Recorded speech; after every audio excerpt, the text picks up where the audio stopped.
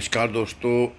I am sure कि आपने भी महाकाली मूवी का टीजर देख लिया होगा, जिसमें दैत्य गुरु शुक्राचार्य को दिखाया गया और शुक्राचार्य का जो पात्र है उसको निभाया है अक्षय खन्ना ने।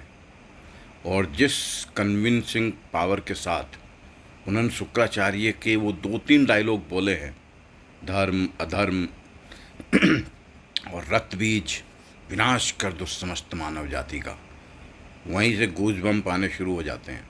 हालांकि ये जो मूवी है उन्होंने ही बनाई है, इसके मेकर्स वही हैं जिन्होंने हनुमान मूवी बनाई थी जिसमें वो तेज सज्जा थे। अभी शायद इन लोगों के पास बजट इतना ज़्यादा नहीं है, तो जो वीएफएक्स वगैरह है वो उतने प्रभावी नहीं है।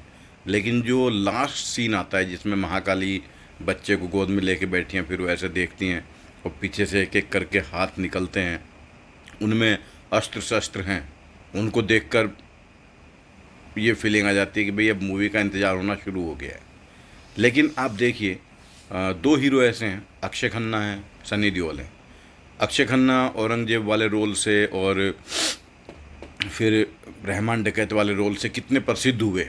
चाहते तो अभी तक कम से कम 10-5 मूवी और आ सकती थी, धड़ाधड़ मूवी साइन करते, लेकिन नहीं की। वो हमेशा एक ऐसे रोल के इंतजार में रहते हैं कि जो उनको एक नई पहचान दे सके। रहमान डकैत वाले रोल में वो बिल्कुल वही लग रहे थे। शुक्राचार्य वाले रोल में रहमान डकैत की छवि कहीं नज़र ही नहीं आ रही है। वो बिल्कुल शुक्राचार्य में अपने आप को ढाल लिया है। एक वो जो समर्पण है वो एक अलग लेवल का है। वहीं आप सनी देओल को देखिए, गदर से उनको फेम मिली, उसके बाद जो मूवी आई हैं उनमें कुछ अंतर हो बिल्कुल भी दिखाई नहीं देता। यही कारण है सनी देओल के करियर के ये जो अप डाउन लगातार चलते रहते हैं कि 5-7 साल में एक मूवी आ गई, उसके बाद फिर उसी ढर्रे पर चल पड़े। अक्षय खन्ना मूवी कम ज़रूर करते हैं, लेकिन वो जो रोल पकड़ते हैं उसमें जो कन्विंसिंग पावर उनकी होती है और जिस तरीके से निभाते हैं, वही उनको बाकी सबसे अलग करता है। अब ये मूवी में भी अगर स्टार्टिंग में देखा जाए तो वीएफएक्स वगैरह जो इफ़ेक्ट है वो उतने बढ़िया नहीं दिखे हैं, लेकिन जो लास्ट का सीन आता है महाकाली का, उसमें जो वीएफएक्स हैं वो बहुत बढ़िया दिख रहे हैं।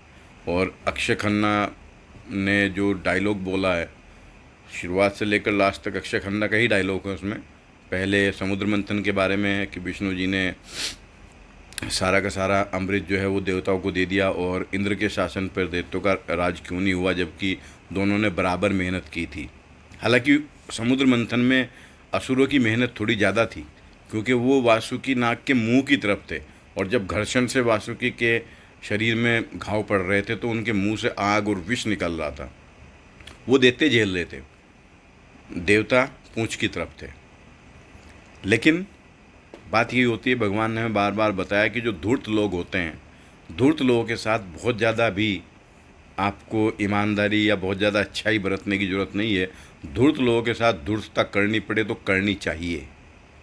ये भगवान श्री कृष्ण ने गीता में बताया, और समुद्र मंथन में भी ये बात पता चलती है कि अगर जो धूर्त लोग हैं जिनकी प्रवृत्ति ही विनाशकारी है, उनके साथ आप बहुत ज़्यादा अच्छाई बरतोगे तो अल्टीमेटली विनाश आपका ही होगा। सठे साठ्यम समाचरे, ये चीज़ को ध्यान रखना बड़ा ज़रूरी है अपने जीवन में भी। जब जब हम याद नहीं रखते हैं तब तब हम धोखा खाते हैं। हम सब ने ऐसे लोगों से धोखे खाए होते हैं जो बाद में पता चलता है कि यार ये तो शुरुआत में भी धूर्ती थे, और ये चाहे हमसे दोस्ती की हो चाहे हमारे पास आए हों, इनका एक पर्टिकुलर पर्पज़ था। अदरवाइज़ इनको रिश्तों से, नातों से, दोस्ती से कोई लेना देना नहीं था। एनीवे, बात कर रहे थे हम अक्षय खन्ना की। अक्षय खन्ना हमेशा ही अपने किरदार को जिस तरीके से निभाते हैं और जो कन्विंसिंग पावर उनकी होती है वो इस मूवी में भी देखने को मिलेगी। एंड आई होप कि इस मूवी को बनाने में मेकर्स ने प्रॉपर रिसर्च की हो महाकाली के अवतार पर, ताकि कोई बैकलैश ना आए, कोई ऐसी चीज़ ना दिखाई जाए कि भाई ये तो था नहीं, ये कैसे दिखा दिया। हालांकि हनुमान मूवी में भी इन्होंने ऐसा नहीं किया था, इस मूवी में भी उम्मीद है इन्होंने ऐसा ना किया हो, एक अच्छे से रिसर्च की हो, जहाँ पर चाहे दुर्गा चालीसा है या फिर वो सब है जहाँ महाकाली के अवतार का वर्णन है, उन्होंने किस तरीके से लोगों को बचाया उसके बारे में बताया गया है, उसका प्रॉपर इन्होंने अध्ययन किया होगा।